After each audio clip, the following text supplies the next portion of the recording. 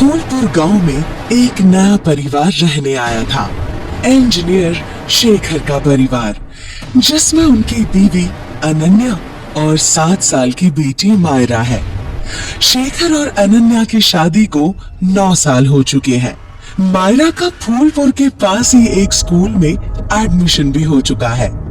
शेखर की late night shift खत्म होती है, इसलिए काफी बार उसकी बीवी अनन्या की इंतजार करते करते ही नींद लग जाती है। इसलिए शेखर भी अपनी जेब में घर की एक डुप्लीकेट चाबी लेकर ही चलता है। फिर आंख लग गई, 1:30 बज रहे हैं, शेखर भी आने को होंगे। बेड के बाजू से अनन्या पानी की बोतल उठाती है तो वो खाली थी, इसलिए अनन्या बेड से उठकर किचन की तरफ जाती है पानी भरने के लिए।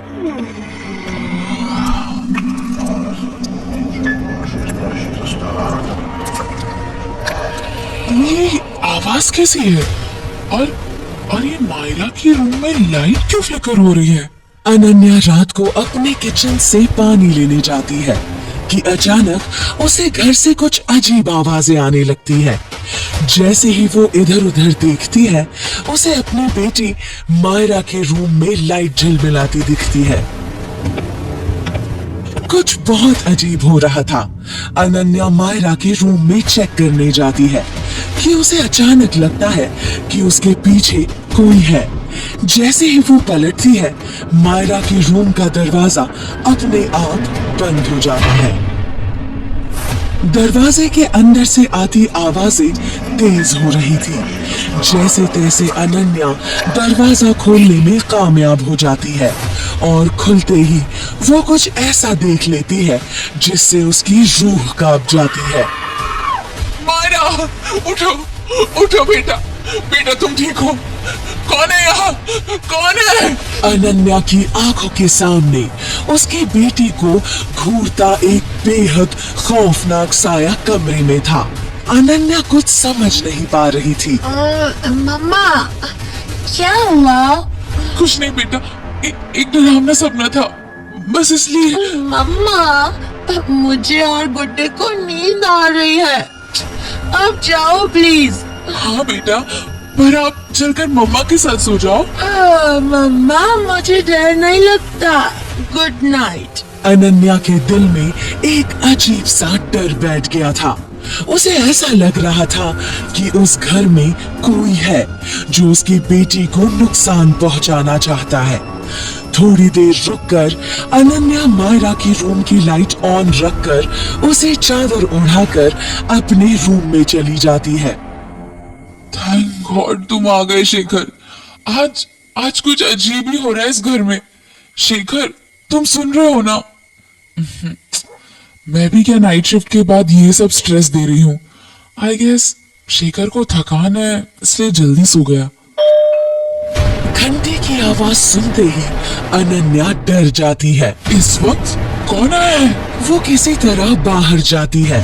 वो जैसे ही डोर आए से बाहर देखती है, उसकी सांसें थम जाती है। दरवाजे के बाहर और कोई नहीं बल्कि शेखर खड़ा था।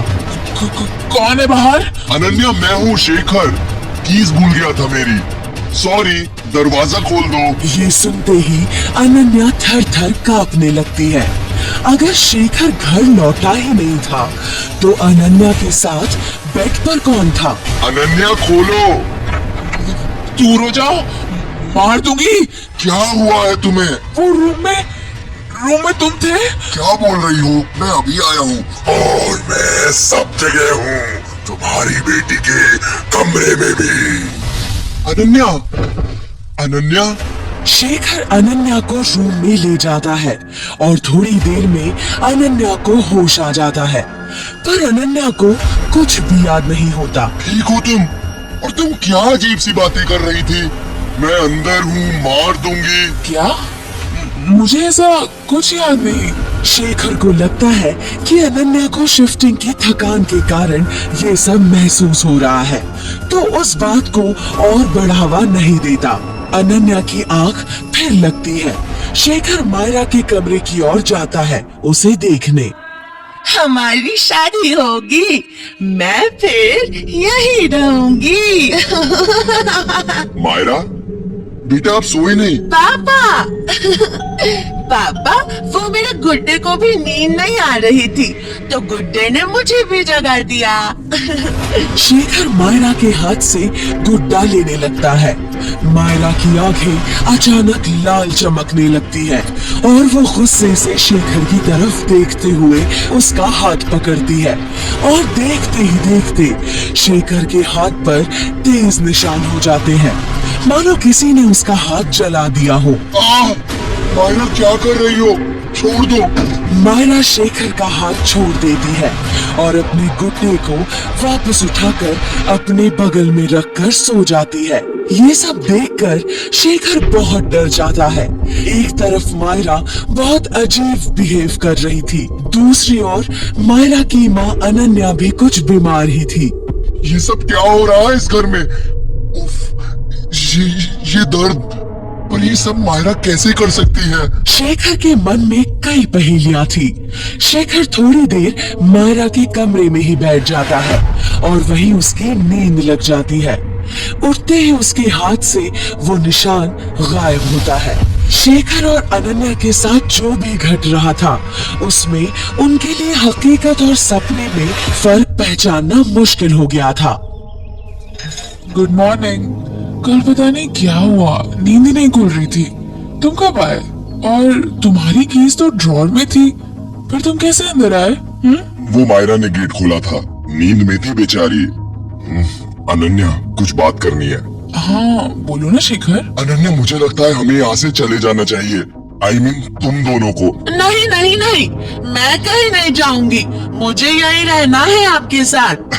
Good morning. उठ गई प्रिंसेस? हाँ, प्रिंसेस उठ गई, पर प्रिंस अभी भी सो रही है। मायरा की बातें किसी नॉर्मल बच्चे की बातें जैसी नहीं थी और ये बात शेखर को बहुत डरा रही थी। कौन प्रिंस बेटा?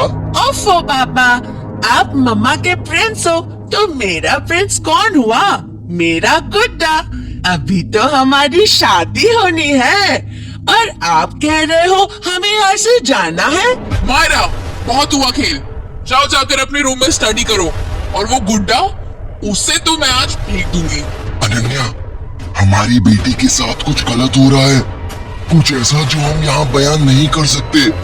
हमें अपनी बेटी को बचाना होगा, उसे और दूर मत करो, उसे यकीन दिलाना होगा कि हम ही प्यार करते हैं। शेखर की बात सुनकर अनन्या रुक जाती है और इतने में पलक झपकते ही मायरा अपने गुड्डे को लेकर अपने कमरे में जाकर दरवाजा बंद कर देती है। प्लीज रुक जाओ, मुझे बहुत लोगों ने चेतावनी दी थी कि फूलपुर में खूनी वधु का काला साया है, पर मुझे लगा ये सब कहीं सुनी बातें हैं। अब क्या होगा शेखर? कहीं कहीं मायरा पर? अभी कुछ नहीं कह सकते अनन्या। एक बाबा है, सुना है फूलपुर के लोग खूनी वधु से अपनी सुरक्षा उनकी मदद से करते हैं।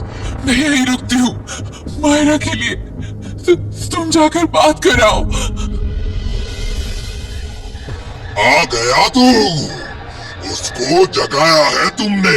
मेरी बेटी मायरा, बाबा बचा लीजिए उसे। असंभव, खूनी वधु अपना शिकार कभी नहीं छोड़ती। उस किले में तेरी बेटी अपनी मर्जी से गई थी और उसी किले से खूनी वधु ने अपनी आत्मा को तेरी बेटी में कैद कर लिया है। मायरा कुछ दिन पहले अपने स्कूल के बच्चों के साथ एक ट्रिप पर गई थी, जहाँ से लौटते वक्त उसकी तबीयत बेहद खराब हो गई थी और तभी से वो बहुत अजीब हरकतें कर रही थी। बाबा, कुछ तो तरीका होगा मेरी बेटी को बचाने का। शादी मत होने देना, मेरी समझ में कुछ नहीं आ रहा। अगर तेरी बेटी ने शादी कर ली तो उसे खूनी वधु से कभी मुक्ति नहीं मिलेगी और इस गांव में फिर खूनी खेल शुरू होगा। बाबा, वो बहुत छोटी है, वो शादी तू भूल रहा है लड़के। तेरी बेटी नहीं बल्कि खूनी वधु है। उसका वधु बनने का अधूरा सपना पूरा कर, वो अपना बदला लेगी इस फूलपुर से। कोई चीज है जिसमें वो अपनी शक्तियों से जान डाल सकती है, जिससे वो अपना वार बना लेगी। उसे अलग करना होगा। चीज वर, हाँ, गुड्डा गुड्डा उसका। ये बोलते ही शेखर घर की ओर भागता है। बदहवास हालत में घर आकर वो अनन्या को सब बताता है। किसी तरह अपनी मायरा को वो कमरे से बहला फुसलाकर बाहर लाते हैं और इंजेक्शन देकर बेहोश कर देते हैं। अनन्या, इसका गुड्डा वो जला दो और इसे गाड़ी में बैठाओ। हमें अभी यहाँ से बहुत दूर जाना होगा। जल्दी, कोई सवाल नहीं। अनन्या ठीक शेखर के कहे मुताबिक करती है और वो उसी वक्त मिट्टी का तेल डाल गुड्डे पर तीली लगा देती है। मायरा कार की पिछली सीट में बेहोश थी। शेखर, शेखर ये क्या हो गया? हमारी बेटी ठीक तो हो जाएगी ना? हाँ अनन्या, चिंता मत करो। गुड्डा जला दिया है ना, अब हमारी मायरा को हमसे कोई अलग नहीं करेगा। बाबा ने ऐसा ही कहा था। ये आपने ठीक नहीं किया मम्मी पापा। मायरा की आवाज सुनते ही दोनों के दिल की धड़कनें तेज हो जाती है। धीरे से शेखर पीछे देखता है। मायरा अपने हाथ में अध जला गुड्डा लिए बैठी थी। उसकी लाल चमकती आंखें बेहद डरावनी लग रही थी। गुड्डे को दर्द हो रहा था, मैंने मगर उसे बचा लिया, पर अब आपको कौन बचाएगा? मायरा के इतना कहते ही दोनों गाड़ी से बाहर भागने की कोशिश करते हैं, लेकिन दोनों के गेट लॉक हो जाते हैं। दोनों जी जान लगा देते हैं गेट खोलने के लिए, लेकिन गेट नहीं खुलते। मायरा की हंसी सुनकर जैसे ही दोनों मायरा की तरफ देखते हैं, मायरा अब एक छोटी बच्ची नहीं बल्कि एक लाल जोड़े में सजी हुई दुल्हन का रूप ले चुकी थी। होनी वधू अपने भयानक रूप में शेखर और अनन्या की जान सुखाने के लिए काफी थी। देखते ही देखते गाड़ी के अंदर ही अंदर धुआं सा उठने लगा। ये धुआं इतना जहरीला था कि शेखर और अनन्या का खास खास के दम घुटते जा रहा था। हमें छोड़ दो। हमने क्या बिगाड़ा है तुम्हारा? मेरी बेटी बहुत छोटी है, उसको छोड़ दो। हम चले जाएंगे यहाँ से। होनी वधू बिना कोई जवाब दिए गाड़ी से उतर जाती है। वह गाड़ी में दोनों पति पत्नी सांस न आने की वजह से तड़प रहे थे। कुछ ही देर में खूनी वधू की आंखों में आग सी चमक दिखाई देती है। आसपास का तापमान इतना बढ़ गया था कि खुद खूनी वधू की खाल भी पिघलने लगती है और देखते ही देखते सामने कार में आग लग जाती है और शेखर और अनन्या की चीखों के साथ धुआं आसमान की तरफ बढ़ रहा था। खूनी वधू उस गुड्डे के साथ इसी जलती हुई कार के फेरे लेने लगती है और चंद मिनटों में जीते जागते शेखर और अनन्या राख हो चुके थे। खूनी वधू के हाथ में दिख रहा गुड्डा अचानक से अपने हाथ पैर हिलाने लगता है, मानो वो जीवित हो उठ रहा हो। खूनी वधू उसकी तरफ देखती है और